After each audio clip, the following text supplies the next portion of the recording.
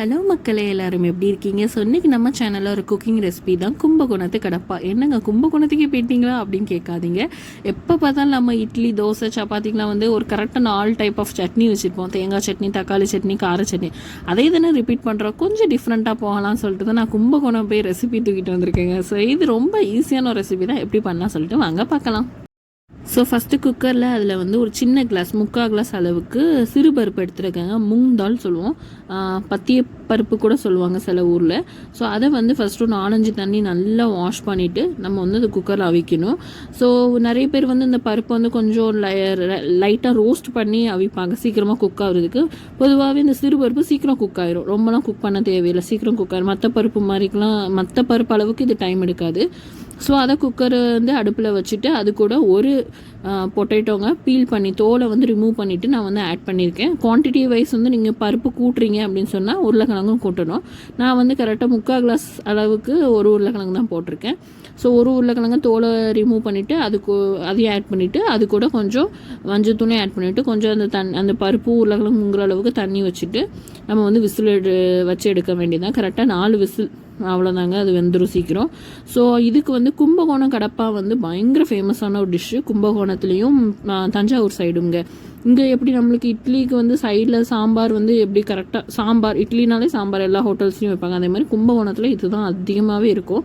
So இதில் வந்து உண்மையிலே இந்த கடப்பாவில் வந்து ஒரு மேஜிக் என்னென்னா அதில் வந்து அந்த பேஸ்ட்டு தாங்க. அந்த பேஸ்ட்டோட குவான்டிட்டி கரெக்டாக நம்ம போட்டு அரைச்சா அந்த கும்பகோணத்தில் சாப்பிட்ற கடப்பா நம்ம வீட்டிலேயே ஈஸியாக செய்யலாம். ஸோ அதுக்கு வந்து தேங்காய் எடுத்திருக்கேன். ஒரு 4-5 பத்த தேங்காவை வந்து சின்ன சின்னதாக வெட்டி போட்டிருக்கேன். நீங்கள் துருவுன தேங்காய்னா கரெக்டாக ஒரு 3 பெரிய ஸ்பூன் துருவுன தேங்காய் மாதிரி எடுத்துக்கோங்க. ஸோ அது கூட ஒரு 1/2 ஸ்பூன் சோம்பு, இஞ்சி, பூண்டு தான் கொஞ்சம் குவான்டிட்டி வைஸ் கூட இருக்கணும், இஞ்சி கம்மியாக சின்ன துண்டு தான் இருக்கணும். அப்புறம் 2 பச்சை மிளகா, அது வந்து காரத்துக்கு ஏற்ற மாதிரி போட்டுக்கோங்க. அப்புறம் கசகசா 1/2 ஸ்பூன் கசகசா போட்டு நல்ல ஃபைன் பேஸ்ட்டாக அரைச்சி எடுத்துருங்க. இந்த கும்பகோணம் கடப்பால் மசாலா எதுவுமே ஆட் ஆகாது, இந்த பேஸ்ட்டு தான். ஸோ நல்ல ஃபைன் பேஸ்ட்டாக அரைச்சி எடுத்துக்கோங்க. ஸோ அதுக்கப்புறம் அடுப்பில் வந்து ஒரு பாத்திரம் வச்சுட்டு அதில் தேங்காய் எண்ணெய் நான் ஊற்றிருக்கேன். உங்கள்கிட்ட ரீஃபண்ட் ஆயில்னால் ஓகே தான். அது ஊற்றினதுக்கப்புறம் அது சூடானதுக்கப்புறம் அதில் வந்து ஸ்பைசஸ், பட்டை, அப்புறம் வந்து ஏலக்காய், அப்புறம் வந்து பே லீஃப், இந்த 3 தான் சேர்த்துருக்கேன், வேறு எதுவும் கிடையாது. அது எல்லாமே கொஞ்சம் கொஞ்சம் ஆட் பண்ணிவிட்டு நீல வாக்கில் வெட்டி வச்சுருக்க ஒரு பல்லாரிங்க. பல்லாரி வந்து ரொம்ப கலர் சேஞ்ச் ஆகிடக்கூடாது, அந்த கண்ணாடி பதம் வர வரைக்கும் தான் வதக்கணும். இதுக்கு கலர் சேஞ்ச் ஆகணும். பல்லாரி வதக்கிறதுல இது ரொம்ப மெயினான ஒரு இது. ஸோ அதுக்கப்புறம் அதில் ஒரு பல்லாரி ஒரு தக்காளி தான் நான் போட்டிருக்கேன். ஸோ தக்காளி நல்லா மசிஞ்சிடணும், தக்காளி வந்து முழுசாகவே இருக்கக்கூடாது. ஸோ நல்லா மசிஞ்சிடணும். அதுக்கு வந்து கொஞ்சம் குக் ஆகிறதுக்கு கொஞ்சம் சால்ட் ஆட் பண்ணிக்கோங்க. சால்ட் ஆட் பண்ணால் சீக்கிரமாகவே குக் ஆயிரும். இதில் வந்து நம்ம வந்து வத்தத்தூள் வேறு எதுவுமே நம்ம ஆட் பண்ண போகிறதே கிடையாதுங்க, இதுதான். அது ஏன்னா நம்ம அந்த பேஸ்ட்டில் தான் எல்லாமே இதாகிடுச்சு. ஸோ அதுக்கப்புறம் இதை வந்து நல்ல மசிஞ்சக்கப்புறம், தக்காளிலாம் நல்லா மசிஞ்சதுக்கப்புறம் நம்ம வந்து இதில் வந்து கொஞ்சம் மஞ்சத்தூள் மட்டும் தான் ஆட் பண்ணியிருக்கோம்.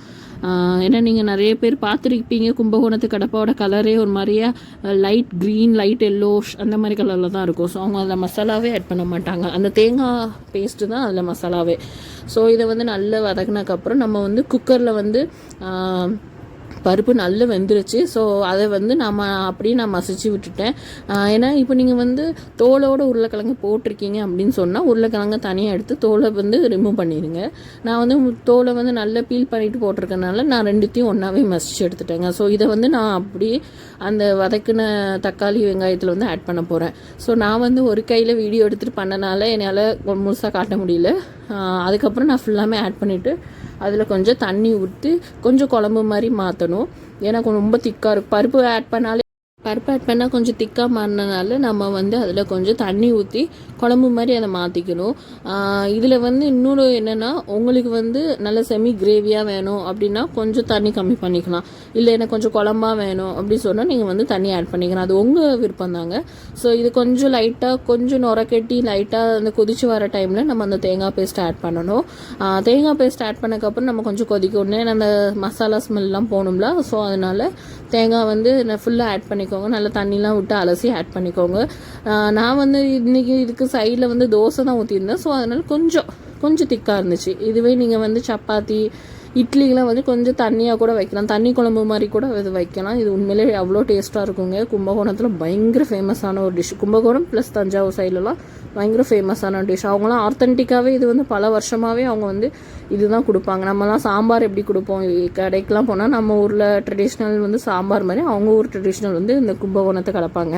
ஸோ இது அவ்வளோதான், வேறு எந்த இதுவுமே கிடையாது. தேங்காய் ஆட் பண்ணிவிட்டு கொஞ்சம் உப்பு, தேவையான அளவுக்கு உப்பு போட்டுட்டு கொஞ்சம் தண்ணி ஊற்றிட்டு அது லைட்டாக கொதிக்க வைக்கணும். ஸோ அது சைடில் நானும் இன்றைக்கி வந்து தோசை ஊற்றிருந்தேன். ஸோ எங்கள் வீட்டில் எல்லாருக்குமே இந்த டிஷ் ரொம்ப பிடிச்சிருந்துச்சு, டிஃப்ரெண்ட்டாகவும் இருந்துச்சு. எப்போ பார்த்தாலும் ஒரே மாதிரியே ஒரே சட்னி அந்த மாதிரி சாம்பார் கொடுக்கறதுக்கு கொஞ்சம் டிஃப்ரெண்ட்டாக ட்ரை பண்ணுவோம் அப்படின்னு சொல்லிட்டு இது வந்து பெஸ்ட்டு காம்பினேஷன் வந்து இதுக்கு தோசை, இட்லி, சப்பாத்தி, பூரி இந்த மாதிரி டிஃபன் ஐட்டம்ஸ்லாம் வந்து உண்மையிலே பயங்கர பெஸ்ட்டாக இருக்குங்க. நீங்களும் மறக்காமல் இதை வந்து வீட்டில் ட்ரை பண்ணுங்கள். ட்ரை பண்ணிவிட்டு எப்படி இருக்குன்னு சொல்லிட்டு கமெண்ட் பாக்ஸில் கமெண்ட் பண்ணுங்கள். வீடியோ பிடிச்சிருந்தா லைக் பண்ணுங்கள், ஷேர் பண்ணுங்கள். தேங்க்யூ ஃபார் வாட்சிங்.